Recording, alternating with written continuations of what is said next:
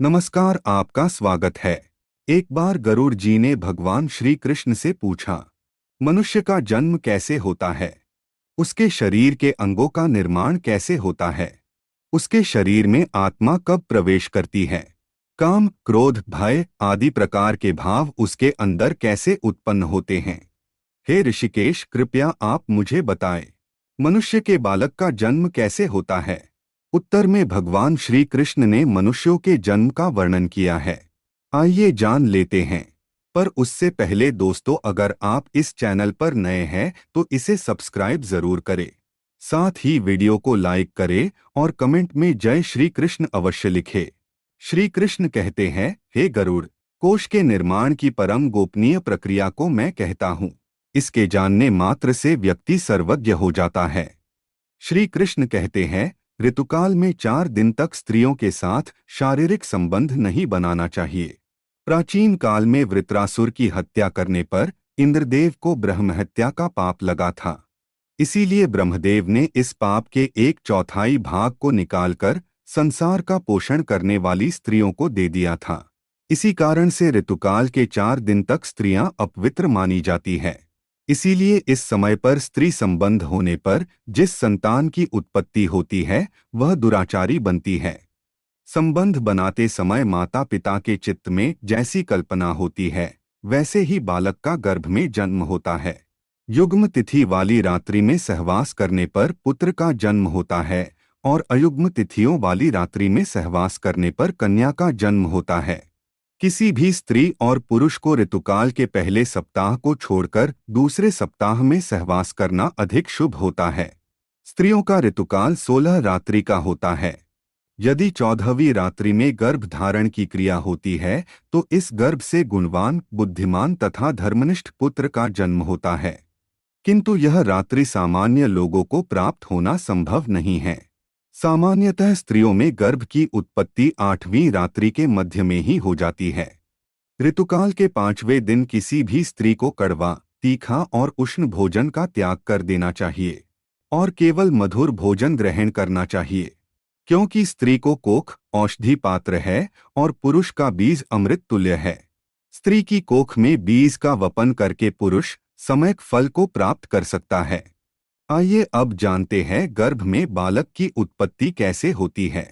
शुरुआत में शुक्र और रक्त के संयोग से जीव पिंड रूप में अस्तित्व को प्राप्त करता है और गर्भ में वह उसी प्रकार से बढ़ता है जैसे आकाश में चंद्रमा की अभिवृद्धि होती है। रक्ताधिक्य होने पर कन्या का जन्म होता है। शुक्र अधिक होने पर पुत्र उत्पन्न होता है और जब रक्त और शुक्र एक समान होते हैं तो नपुंसक जन्म लेता है। शुक्र तथा शोणित पहले दिन और रात्रि में कलल बन जाता है। 5वें दिन बुदबुद बनता है और 14वें दिन मांस का रूप धारण करता है।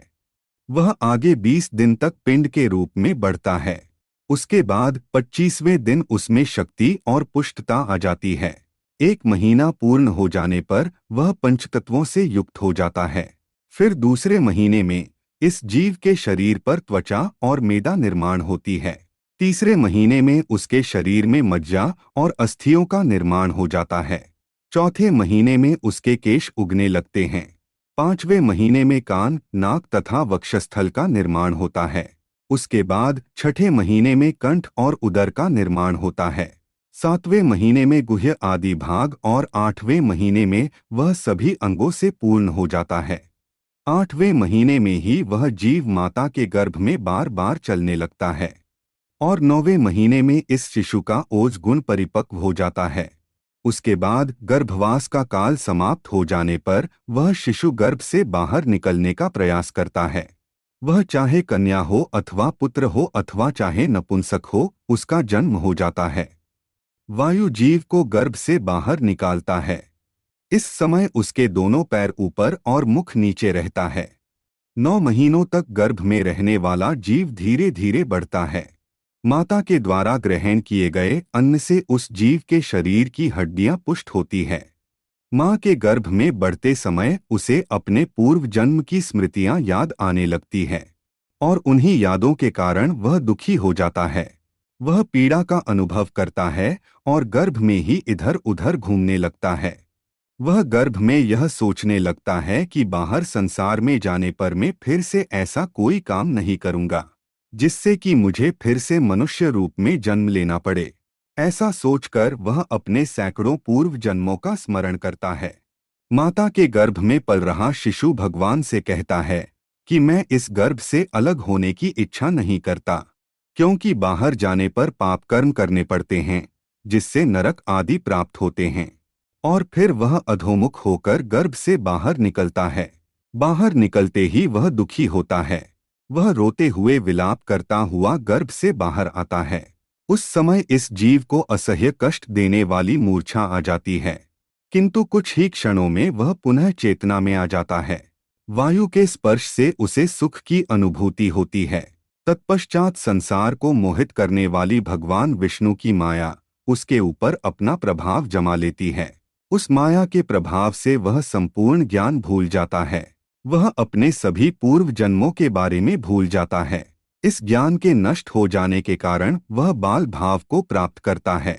दोस्तों, क्या होगा अगर वह सारा ज्ञान हमें जन्म के बाद भी याद रह जाए?